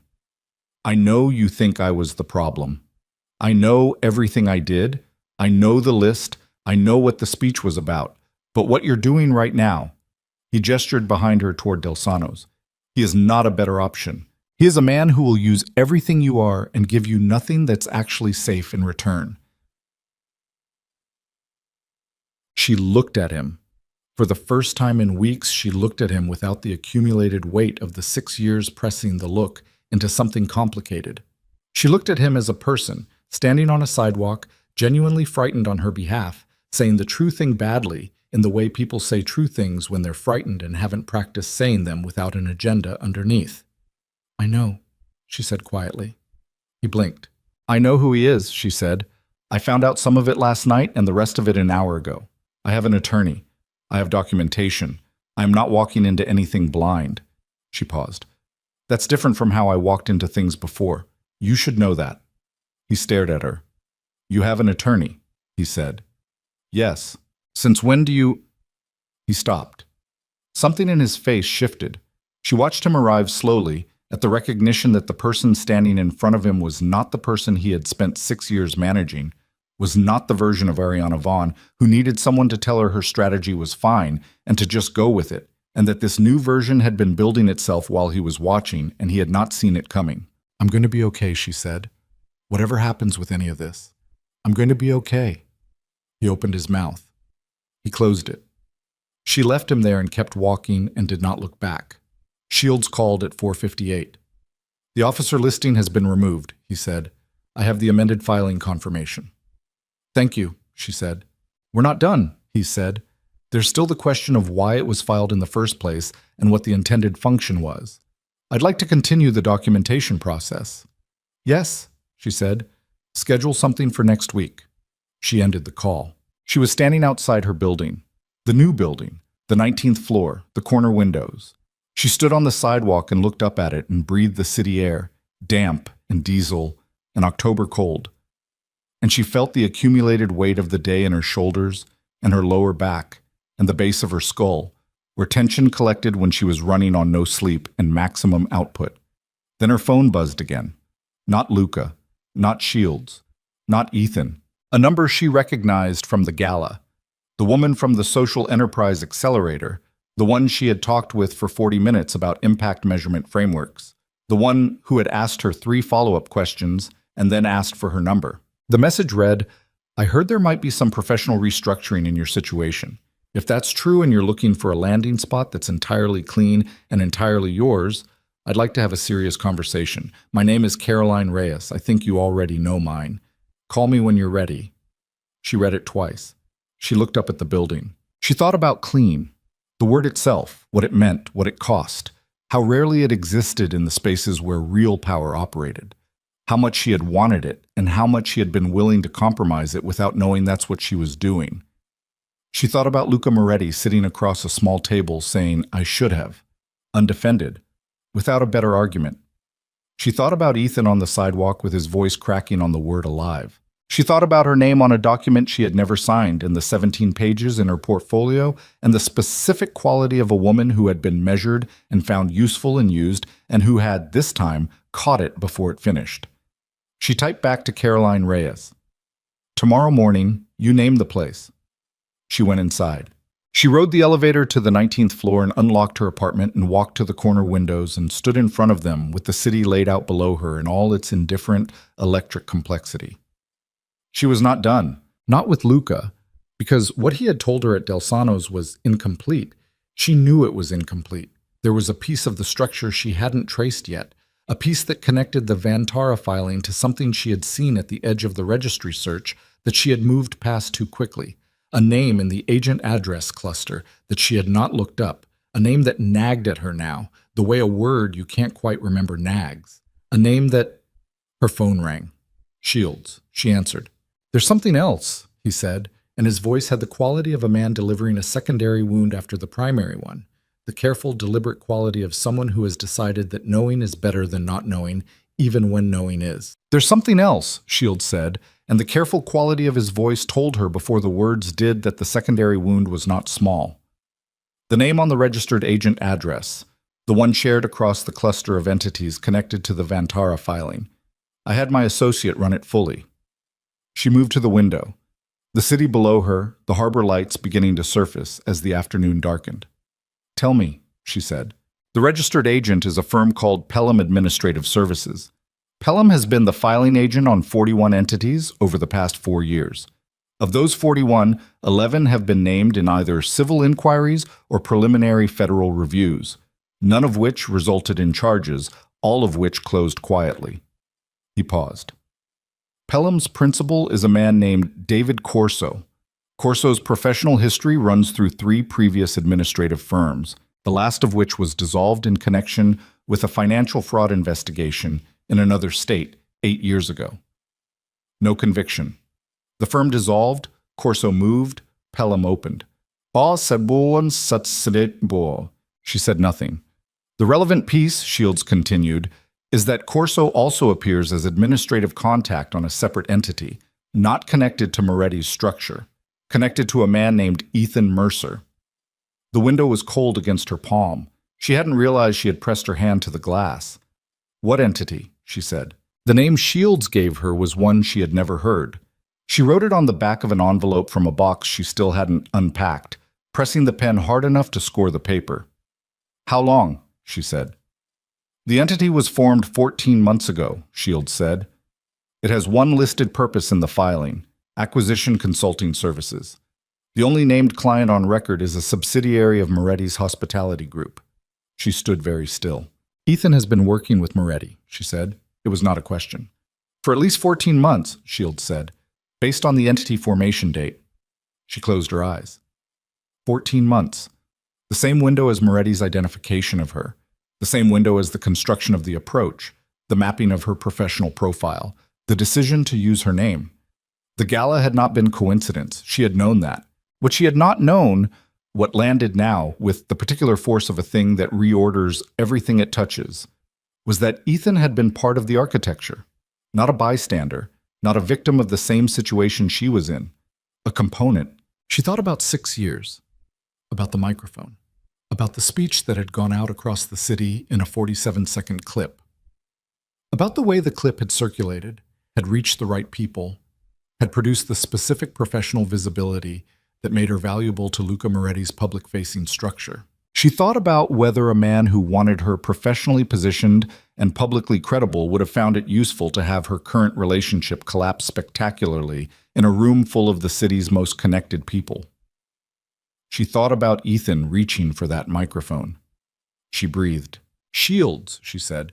"I need everything you can get on the entity, the full filing history, the financial disclosures if there are any connection to the Vantara structure or to the federal inquiry closures." She paused. "And I need to know if there's any exposure for me that I haven't seen yet." "I'll have a preliminary picture by morning," he said. She ended the call. She stood at the window for a long time. Then she put on her coat and went back out into the night. She did not go to Luca first. She went to Ethan. Marcus's apartment building, where he had been staying, was 12 blocks north. She walked it. The cold helped. The October air with its harbor edge, the specific physical sensation of moving through it without enough coat, the reminder that the body had its own information and its own needs, and could be relied upon when the mind was running at a frequency that made everything else difficult to trust. He answered the intercom on the second buzz. "It's me," she said. A pause long enough to have content. "Come up," he said. Marcus's apartment was on the 7th floor, a bachelor's space with the functional aesthetic of a man who spent most of his waking hours somewhere else. Ethan met her at the door in a shirt with the collar open and the look of a man who had been sitting with something difficult for several hours.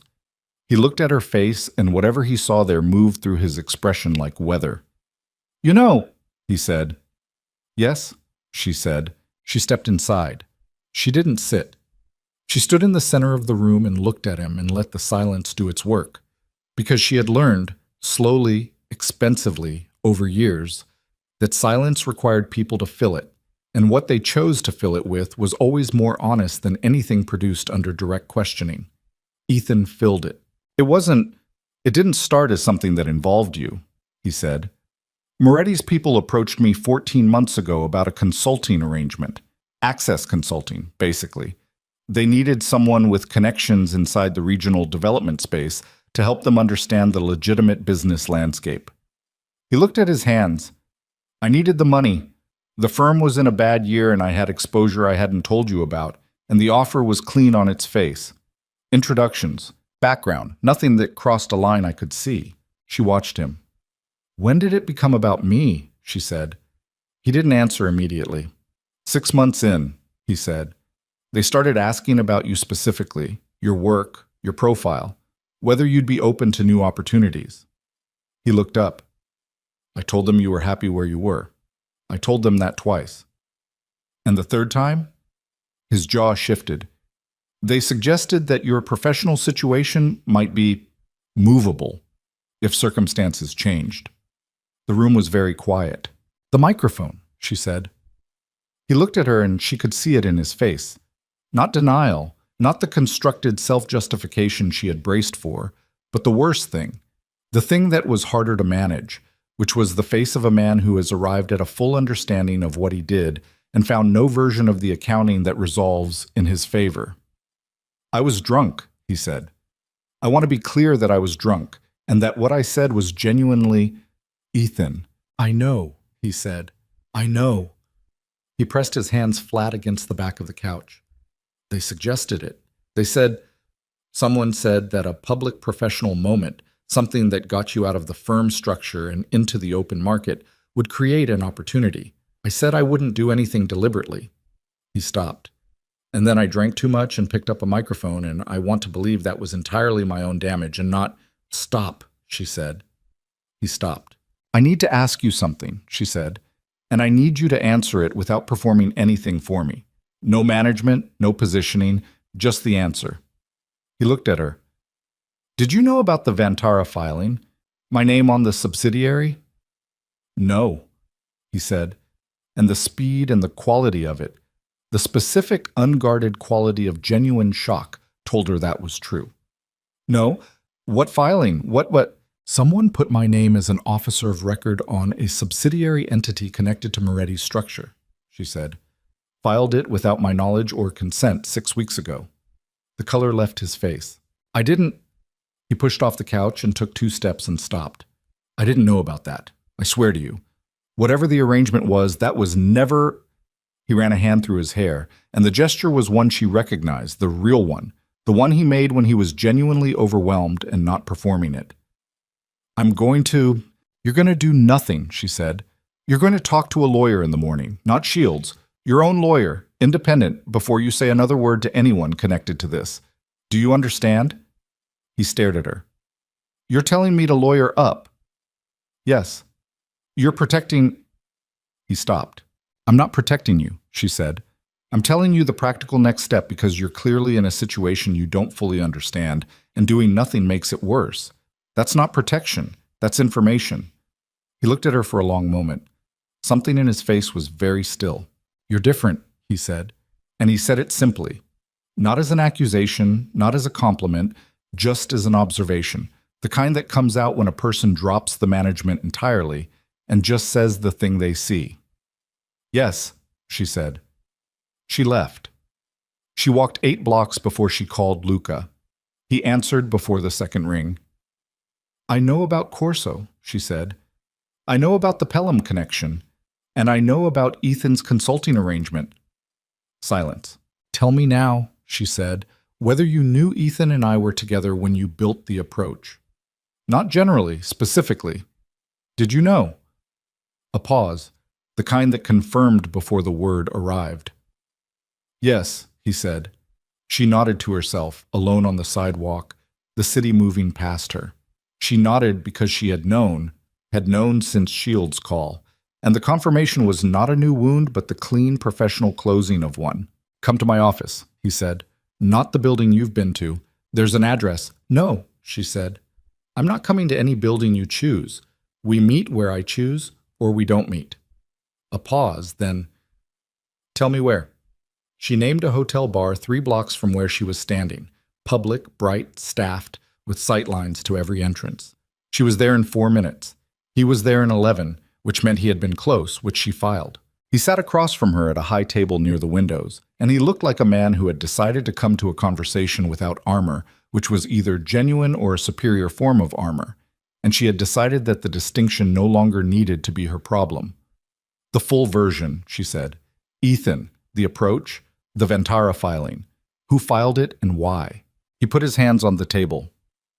Ethan was a source, background access to the regional development network.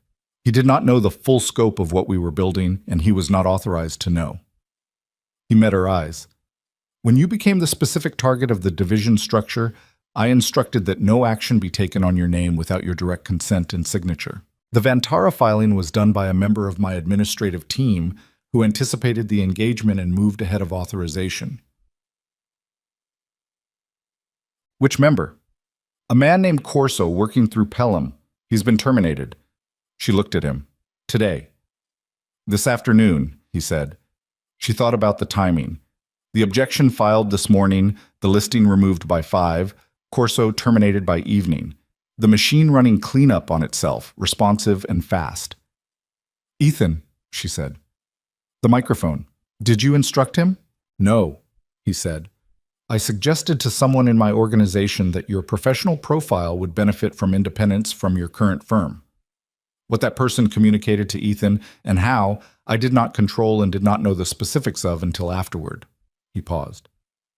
That is the truth. It is also not a clean truth, and I'm not presenting it as one. She wrapped her hands around her water glass. You built an approach to a woman using her own partner as a lever, she said. Whether you touched that lever directly or delegated it. Yes, he said, and you want me to believe that the courtyard was genuine. The coffee. What you said about my work. I want you to believe it because it's true, he said. I understand that wanting it and deserving it are not the same thing.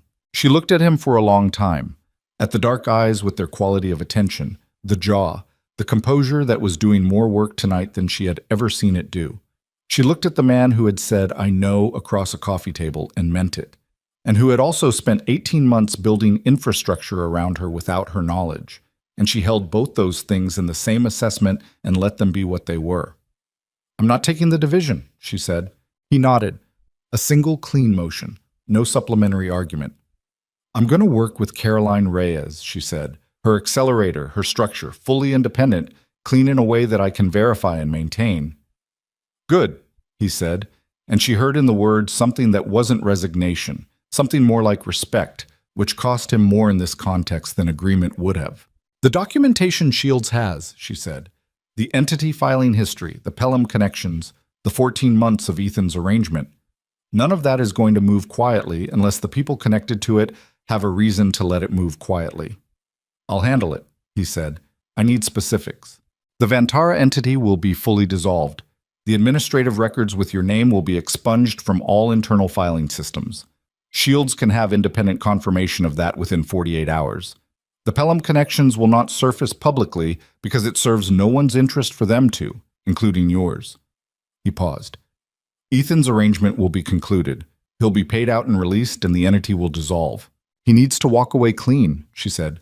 "Whatever he did, he's not equipped for the exposure, and it won't stay targeted to him if it moves." Luca looked at her. Something in his expression shifted. Not quite surprise, but a close relative of it. The micro-adjustment of a man recalibrating what he's looking at.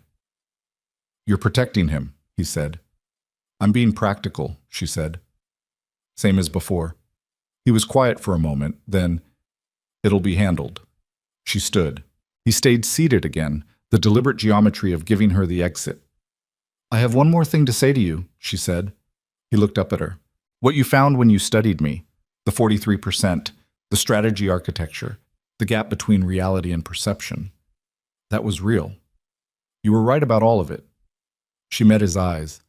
"And you built a structure around it that treated it as a resource to be used rather than a capability to be respected. Those two things can both be true about the same person. And I think you know that, and I think that's what you're going to carry out of this." He said nothing. His jaw moved very slightly. "I'm not saying it to hurt you," she said. "I'm saying it because I think you're capable of knowing the difference, and I think most people in your position stop being capable of that, and the fact that you haven't entirely is worth noting." She picked up her coat from the back of the chair. "Goodbye, Luca," she said. He said quietly, "Goodbye, Ariana." She walked out into the city. The night had gone fully cold by now, the harbor wind finding every gap in the fabric of her coat, and she walked without calling a car. Let the cold be what it was. Let the physical reality of the night air and the pavement and her own legs moving serve as evidence that she was present and intact and moving under her own direction. She walked for 40 minutes before she went home. 6 months moved the way months move when you are building something. Not quickly, not without setbacks, but with the particular forward momentum of work that belongs to you, that you chose, that reflects what you actually are rather than what you've been told you are by people whose assessments serve their own purposes. The partnership with Caroline Reyes and the Reyes Social Enterprise Accelerator was formalized in November. Ariana came in not as a consultant, but as a co-director of communications strategy, with a contract she had negotiated herself, with terms she had read and understood before she signed, with Shields in the room when she signed them. The work was hard. It was the kind of hard that came from doing things properly, rather than the kind of hard that came from doing them under someone else's definition of proper. She built a small team, 3 people, hired carefully, each one chosen for a specific capability that complemented rather than duplicated her own. She gave credit explicitly and consistently, by name, in writing, in rooms with other people present. She did it because it was right and because she had a specific experiential understanding of what it cost when it wasn't done. And she had no interest in paying that cost forward. The Hargrove account expanded. Dana Cho's consortium became a formal partner on 2 campaigns that ran across 6 months and generated, by the end of the second campaign, a 51% increase in cross-sector donor engagement, 8 points higher than her previous benchmark, the benchmark that had never been acknowledged in any room until Luca Moretti had said the number back to her in a fountain courtyard. She thought about that sometimes. The number. The courtyard. The way a thing can be simultaneously true and used and still remain true regardless of the use made of it. She thought about Ethan occasionally. He had moved to the West Coast in January, a job offer from a firm out there. The clean exit she had ensured was available to him. They had not spoken since Marcus's apartment. She did not expect to speak to him again, not because she bore him the sustained weight of resentment. She had examined the resentment carefully over several months and found that it had metabolized into something more complex and less consuming, but because there was nothing in the overlap of their lives going forward that required speech. He had done what he had done. Some of it was his damage, and some of it was the specific corruptibility of a person who needed to be needed and encountered a structure designed to exploit that need. She had spent enough years next to that corruptibility to understand that its roots were deeper than anything she could have changed, and understanding that had not made the last 6 years less costly, but had made the accounting of them more accurate. Accuracy was what she was working toward now. In everything. She ran into Luca Moretti once. February, a charity event at the Harbor Museum, the kind of event that occupied the same social geography as the Grand Harbor Gala, but operated at a lower temperature, more genuinely civic, less performative. She had not expected him to be there, though she understood upon reflection that she should have expected it. The event benefited the Port Community Foundation, which intersected with interests he maintained. He was near the windows when she saw him, the same city view behind him that she had looked out at 6 months ago from the fountain courtyard. He was in conversation with 2 people she didn't recognize. He looked the same. The charcoal suit, the composed expression, the quality of presence that organized space around it. He saw her at the same moment she saw him. He excused himself from the conversation, quietly, without urgency, and crossed the room. She watched him come and kept her own body still, and her face composed, and waited to find out what she felt when he arrived. He stopped 3 feet from her, appropriate distance, considered. "You look well," he said.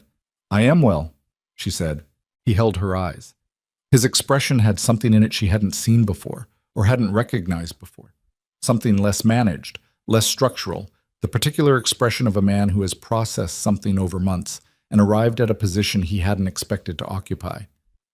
"The Reyes work," he said. "The cross-sector campaign numbers, I followed it." "I assumed you might," she said. 51%, he said. 8 points above your previous benchmark. She allowed herself a small smile. "I know." He looked at her for a moment, and she let herself look back at him. Really look. Without the crisis state that had framed every previous exchange in the back half of their acquaintance.